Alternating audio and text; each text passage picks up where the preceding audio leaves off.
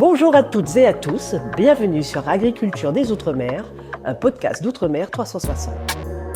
On poursuit notre podcast sur l'agriculture des Outre-mer en partenariat avec l'Odéadom, un podcast pour découvrir les produits, les agriculteurs de nos territoires ultramarins, mais aussi des responsables politiques. Et c'est pourquoi nous accueillons aujourd'hui Guillaume Victé, vous êtes délégué interministériel à la souveraineté agricole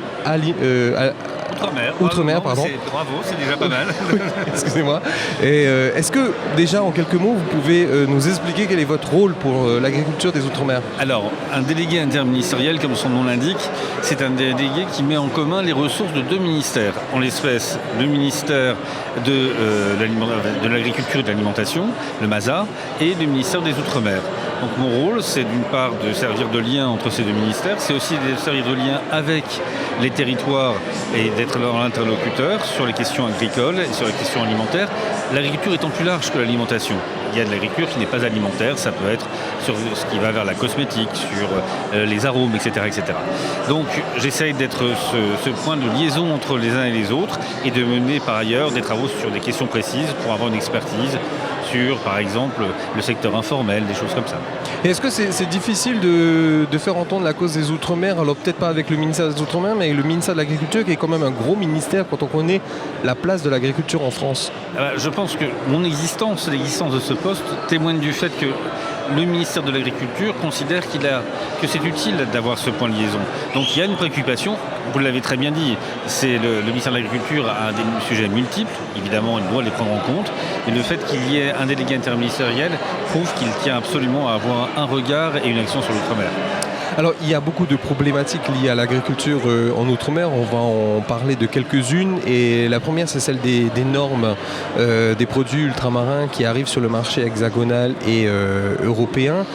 Et parfois, on dit que les produits outre-mer, les agriculteurs, les producteurs ont un peu du mal à s'adapter aux normes et ils demandent plus d'adaptation à leur singularité à eux. En réalité, c'est vrai dans tous les sens. C'est-à-dire que c'est vrai pour les produits qui arrivent sur l'outre-mer, où là il y a des normes, des normes qui existent font que ce sont souvent des produits qui viennent d'Europe ou du Havre qui arrivent sur l'outre-mer et ça coûte naturellement beaucoup plus cher dans ces cas-là. C'est une des causes de la vie chère. Il y en a d'autres, mais il y a celle-là. Et puis c'est vrai aussi pour la production locale où il y a des besoins, par exemple, en phytosanitaire. Il faut des molécules un peu spécifiques. On est sur des climats qui ne sont pas ceux de l'Hexagone, donc il faut pouvoir adapter. Il y a des outils pour le faire. Il y a des outils. L'Union européenne a des normes, mais elle a aussi un article qui s'appelle l'article 349 du traité de fonctionnement de l'Union. C'est un peu technique. Cet article est là pour justement permettre des adaptations. C'est parfois compliqué, parfois plus simple.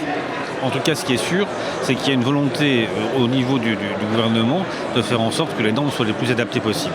On est face à une réforme du fonctionnement de l'Union qui arrive. Alors c'est vrai, et on peut peut-être en parler, c'est vrai du POSEI, c'est vrai de la politique agricole commune, donc de la maquette financière de l'Europe, mais il y a aussi d'autres choses qui évoluent sur le plan des règlements. Et évidemment, là-dessus, la France sera extrêmement pushy, on va dire ça comme ça, pour faire en sorte qu'il y ait des normes qui soient simplement adaptées à ce que sont nos territoires.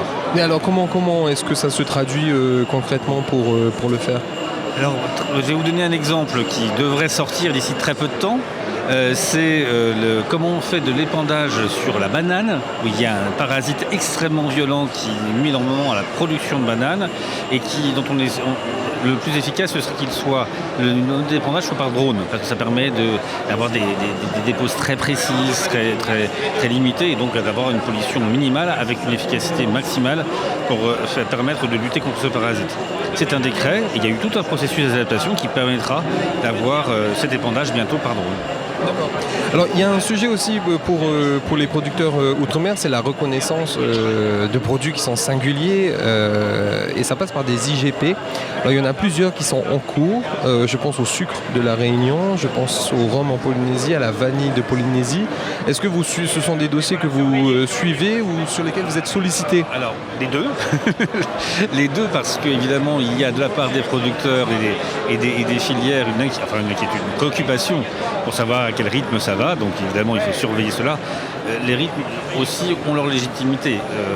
On ne prend pas du temps juste pour embêter le monde, on prend du temps parce qu'il faut vérifier des choses, parce qu'il y a des processus qui sont incompressibles de ce point de vue. Pour autant, il ne faut pas procrastiner, c'est ça le mot à la mode, pour dire qu'on perd son temps un petit peu par plaisir. Donc on a cette vigilance-là, on est sollicité, on le suit, les deux. Et puis de manière générale, on essaie de voir quels sont les produits ultramarins qui peuvent avoir des caractéristiques propres qui les rend attractifs, qui permettent d'avoir des marchés à l'extérieur ou sur place. On a des produits, on a des productions très particulières, la vanille évidemment, on est environné par la vanille. On a aussi des coopérations qui sont fortes entre territoires pour pouvoir répondre aux enjeux du moment, je pense en particulier aux enjeux climatiques.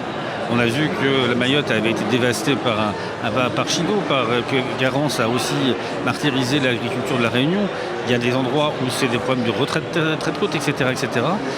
On a un organisme qui s'appelle le CIRAD, qui mène des recherches pour avoir des plans de produits agricoles qui soient plus résistants, qui soient résilients par rapport à ces enjeux-là.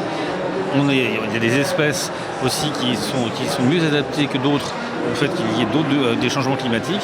Tout ça, ça participe à une recherche qui rend les produits ultramarins attractifs, qui leur permet de trouver des débouchés. Alors, pour être attractif, il faut aussi que les taxes qui soient appliquées à ces produits les rendent compétitifs sur le marché européen. Notamment, on parlait avec un producteur de rhum en Polynésie qui disait mais nous on est taxés comme les rhums étrangers d'Amérique du Sud ou du Mexique, et qui demande justement que ce soit au niveau de la Polynésie, puisque le statut il est assez différent, mais aussi de la France et de l'Europe, des aides un peu pour leur permettre de mieux exporter leur rhum. Alors, nos amis ultramarins qui nous écoutent connaissent ça par cœur, parce qu'eux, ils sont confrontés à cette réalité. Il y a en effet deux statuts principaux sur les territoires, et je le dis aussi pour ceux qui seraient moins au fait des choses. Il y a le statut de territoire ultramarin qui sont les départements et régions d'outre-mer, et puis il y a le statut des collectivités d'outre-mer. Les uns relèvent de l'article 73 de la Constitution, les autres des articles 74 et la Nouvelle-Calédonie, qui ont un degré d'autonomie. De fait, par rapport à l'Europe, quand on est ce qu'on appelle un PTOM, la Polynésie par exemple, ou la Nouvelle-Calédonie, on est considéré comme étant extérieur à l'Europe. Quand on est un département de région d'outre-mer, on est considéré comme intérieur à l'Europe. C'est ce qui explique ces différentiels de taxes. Ils m'en ont parlé, il faut qu'on regarde ça. D'accord. Un dernier sujet qui a aussi été évoqué cette année, mais pas que, c'est celui de l'emploi agricole en Outre-mer. Pour arriver à la souveraineté outre-mer, il faut de la main-d'œuvre, il faut attirer les jeunes. Comment est-ce qu'on les attire ? Alors, je vais dire peut-être un mot pour dire qu'est-ce qu'on appelle souveraineté. Souveraineté agricole ou alimentaire, ce n'est pas forcément autosuffisance. Il y a des produits qu'on n'arrivera pas à produire en Outre-mer parce que simplement parfois le foncier n'y est pas.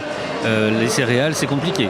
Mais ceci dit, ça n'interdit pas d'essayer de penser différemment et de réintroduire l'arbre à pain qui lui est plus adapté à la réalité outre-mer. Mais pour autant, ce ne sera pas l'autosuffisance sur tous les produits qui est l'objectif.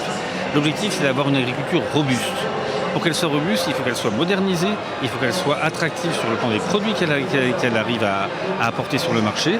Et aussi, il faut qu'elle soit attractive pour les jeunes et les personnes qui peuvent aujourd'hui être salariés dans l'agriculture. Je disais lors d'un colloque qui a organisé le DEADOM, et on est accueilli aujourd'hui sur le stand du vaisseau amiral des politiques publiques outre-mer en matière agricole. Il y avait ce colloque sur l'emploi agricole. Il n'y a pas d'agriculture sans agriculteurs, il n'y a pas d'agriculteur sans agriculture. C'est-à-dire qu'il faut des produits qui soient avec un marché, des entreprises qui puissent vivre, et en même temps, en effet, des emplois qui soient attractifs. Ça veut dire de la formation, parce que l'agriculture d'aujourd'hui n'est pas celle d'hier. Ça veut dire aussi une modernisation de l'agriculture, par exemple.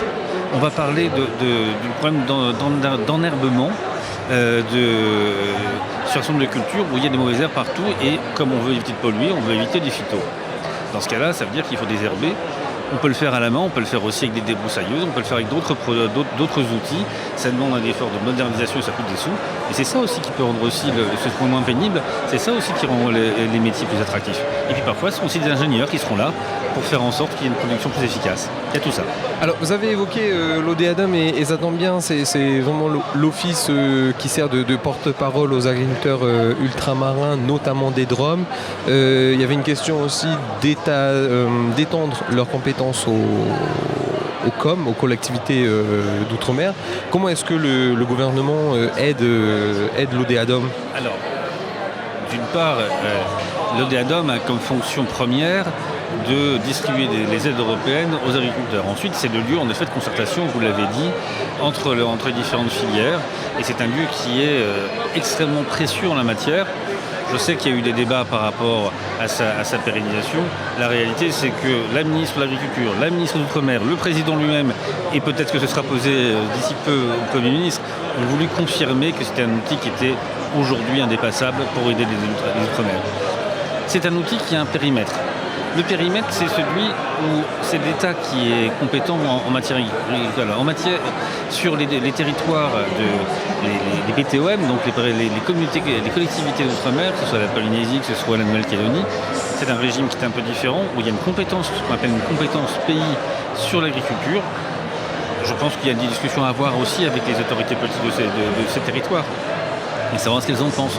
Vous savez, ils sont parfois un peu sourcilleux, et je peux le comprendre sur le fait qu'on respecte leurs compétences et qu'il y a un mode d'accompagnement qui soit un peu différencié.